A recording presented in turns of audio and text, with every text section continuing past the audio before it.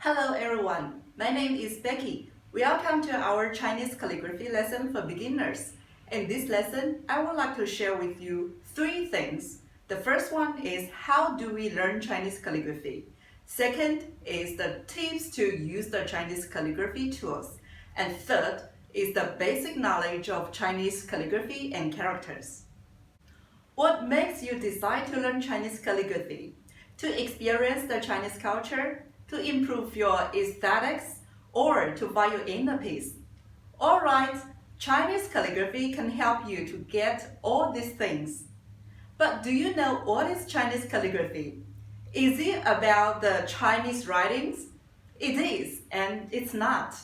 Because the Chinese calligraphy is an art based on the Chinese characters, but it's not only about the way that you write the Chinese characters.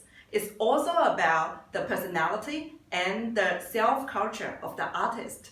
There are many different styles of Chinese calligraphy, but here I would like to show you 5 most common styles. Take the Chinese character fish, 鱼, as an example. This is the typescript. And this one is called 楷书. We can see the 楷书 as the standard style of Chinese calligraphy. So many Chinese people practice it. And this one is 草书. 草书 we can see from the character is very fast, so it requires advanced level.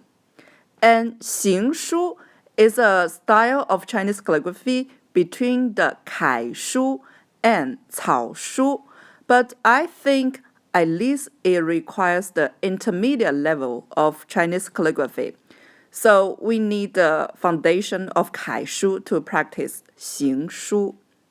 And this one is called 隶书.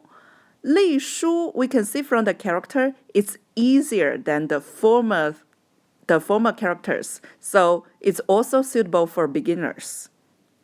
And the last one is 小篆. 小篆 is the character that we are going to practice in this lesson. And actually, 小篆 is an Asian style of Chinese character. It was used between the year 221 BC to 207 BC.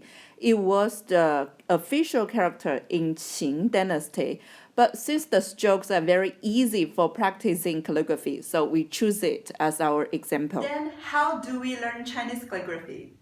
First, we need some materials and tools, which are what I'm going to share with you in next lesson. Second, we need to be patient enough and keep practicing. Anyway, Rome wasn't built in a day, so the target of our first month is just to manage those tools and know the right feeling of Chinese calligraphy. Okay, that's all for this lesson. I'll meet you in next lesson. See you then.